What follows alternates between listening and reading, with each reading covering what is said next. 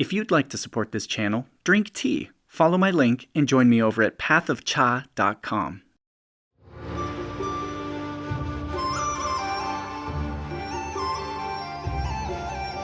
Hi, I'm Sifu Kuttel, and in this video we are going to be doing some warm-up exercises and essential training for the Tai Chi Double Saber.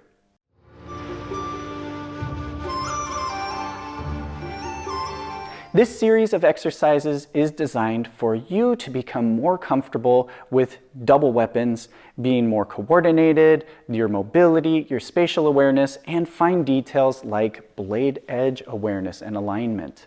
So you can practice with double sticks, you can practice with a training saber like this, or your Tai Chi saber. Just make sure that you are in a space that has enough room for you to move around and swing some swords around. And as well, if you're working with sticks, try to make in that extra effort to know where your blade edge would be. Typically, it's going to be at the same direction as our knuckles right here. So keep that in mind as you practice, and let's get to work. Let's begin with both sabers up on the shoulder, and we can remain in a third line stance. All we're going to do is extend forward. So if I'm facing sideways, I'm just reaching forward here. I don't need to exceed or point level or flat. I actually want to keep a slight angle up. So think of this as the extension of the arm coming out and then tapping at the very end. And we're going to do 10 of these. So just nice and slow, reach forward. 1, back. 2, back to the shoulders. 3, 4, 5, 6,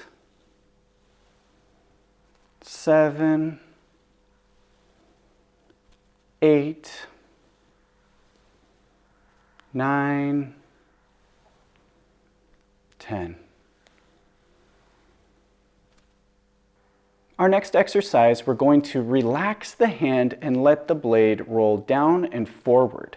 So right here, you're going to have to use your index finger and your thumb to hold on to the saber.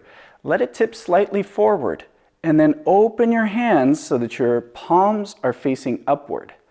As you allow the blade to drop, it will go along the side of your body and you'll require a little bit of extra momentum to get it back up and forward, depending on how heavy your saber is. But we're going to relax and let it roll forward and then return up. And again, we'll do this from the third line stance. Make sure your stance is not too wide because you have to allow both blades to pass next to the body. Okay, so we'll just let it drop forward. 1, and notice my hands aren't going anywhere, they're just staying in the same spot. 2, 3, 4, 5, 6, 7, 8, 9, 10. Now you can also continue to roll. We can do this as a continuous roll. So if you feel comfortable with this, we'll do 10 more continuous. 1, 2, 3, 4, 5, 6, 7, 8, 9, 10. Now we're going to do the same wrist rolling motion, but in the opposite direction. So the same rule is going to apply. We're controlling this with our thumb and our index finger. The rest of our fingers are going to relax as we turn our palm up, allow the blade to this time pass behind us, and then come up forward and return. And then once we return, it's always good to manage that grip and get those fingers back on the blade. So again, if we're starting in a forward position, tilt it back. It'll be a little bit easier to flip up. 1, 2, 3, 4, 5, 6, 7, 8, 9, 10. And then we can do this continuous as well. So if you feel comfortable, we'll do 10 in a row. If not, do as many as you can during that time. 1, 2, 3, 4, 5, 6, 7, 8, 9, 10. The entire time, I want my hand in the same spot, my elbows nice and relaxed and downward, resting next to the body. Now we're going to work in cutting in opposite directions. So we can still stay in our third line stance, keep the knees slightly bent, bring the blades out towards the side, and then cut inward with both blades. For now, I'd like you to keep your right hand underneath your left hand as we cut. So again, if I'm angling downward, you should think of almost as if I'm cutting with scissors. So I turn them into a scissor and I cross the arms. So reaching the arms in, cutting in, and then now turn your hands over so we're palm down, and then we'll cut outward. Turn the palms over so they're palm up, cutting inward, down, cutting outward. And we're just going to continue this nice and smooth sweeping motion. Cutting inward, turning, cutting outward.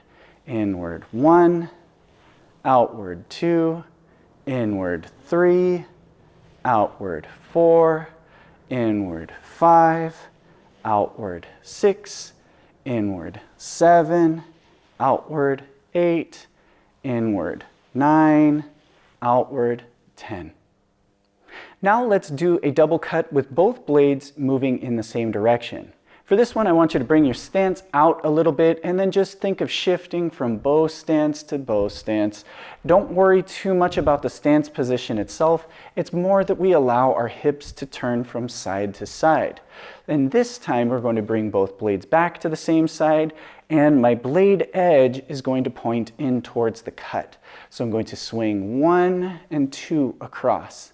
Now I turn my hands over, so my front hand is palm down, back hand is palm up, and I slice 1, 2, change the blade, turn it over, slice 1, 2, turn, slice 1, 2, and we'll continue. 1, across, turn, 2, flip, 3, flip, 4, flip, 5, flip, 6, flip, 7, 8, 9, and 10. For our next exercise, we're going to isolate one hand at a time. So take your other blade and we're going to rest the back edge of the sword, the spine of the sword, just against our ribs, and this will keep it out of the way in a comfortable position. Our other hand, we're going to take and swing the blade up and over our head, circling inward. So I should think of, if I have my blade out to the side, I'm going to cut inward, and then I'm going to bring it around my head. So we're just going to keep this as a nice continuous motion. Okay, ready, 1, 2, naturally turn the hand over, 4, 5, 6, 7, 8, 9, 10. Now we'll change. So our other hand, we're going to rest the spine of the sword underneath at our ribs, pointing back behind us. And then our other hand is going to cut across, palm up, turn over, palm down, and then turn again. So each time we come around, think of making sure to keep that blade edge in the forward direction. And we'll swing 1, 2, 3, 4, 5, 6, 7, 8, 9, 10. For our next exercise, we'll be doing similar to a rollback in the empty hand form. We'll be doing a double pulling cut downward, okay? So we're going to use our stance for this one, and it's not a bow stance where I want to be facing into where my weight is. I'm going to be shifting back with this, so just like the empty hand form. So we'll start with both blades over to the side. Now when I do this, I keep some distance between my hands. I don't need them to be exactly next to each other. And naturally, one blade is going to be further extended than the other. So they don't have to be perfectly next to each other. Now I'm going to extend out as far as I can, shift back, and bring the blades down, tips pointing forward. Now from here, I just turn to the other side, and I'll look towards the blades, shift back, and pull. Again, looking to the other side, bring the blades out, shift back, and pull. Bring the blades out, shift back, and pull. Up and over, roll back, up and over, roll back 2. Up and over, shift back 3. Up and over, shift back 4. Up and over, shift back 5. Up and over, shift back 6. Up and over, 7. Roll back 8. Roll back 9. Roll back 10. Our final exercise is going to require a little more coordination. So this is going to be a little bit more difficult than our other exercises, but it's also very beneficial for training with 2 weapons. Now, simply put, I want you to think of taking one blade. We're going to dive over the other blade and scoop back towards ourselves, almost if I'm trying to stab behind me, and then I'm going to return my blade in front again. Okay, so again, I turn my hand over, stab behind me, and then return to the center. Okay, if I'm facing this way, I turn the blade over, stab behind me, and return. Again, jumping over the other blade, and then return. It's going to do this curvy motion. Okay, we have to make sure that we don't stab ourselves in the process. All right, so we'll start nice third line distance, jump over, back, and return. Now, if this is difficult for you, it's okay to let your tips be straightforward. This is a little bit easier to jump over and return. If you want a little more difficult, really turn that blade upward. Okay, so again, I'll do towards the corner. We jump over, return. And again, jump over, return. 3, over, return. 4, over, return. 5, over, return. 6, over, return. 7, over, return. And 8, over, return. Now for the other hand, same exact thing. We're going to bring our hand up and over, think of stabbing back, and then cutting forward again to return to our first position. Bring it up, back, and then turn. Again, up, back, return. Okay, and we'll do it again. 1, 2, over, return. 3, over, return. 4, let the weight carry it over, it's fine, and return. 5, you don't have to control the entire thing, you just guide that momentum. 6, return. 7, return. 8, return. Now I do want to make this a little bit more complicated. So if this next part is difficult for you, continue to practice one individual side. However, this time we're going to do the same thing. We're just going to alternate which hand is hopping over to return. Okay?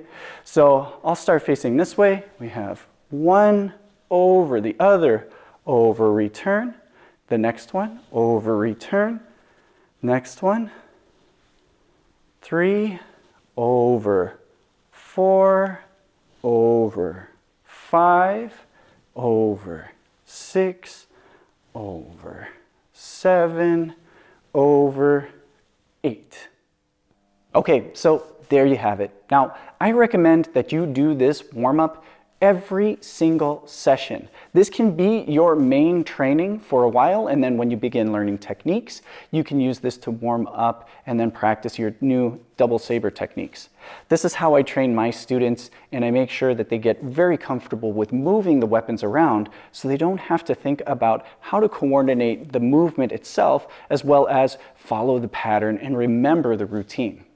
Now, some of these movements and exercises may be more complicated than others, and they may be difficult for you. That's okay. Just practice everything else and work up to that. They will piece together. They will build on each other. And again, this will help develop the later on techniques that we are going to work on. So take the time to practice these and then get ready for some double saber. I'll see you in the next video.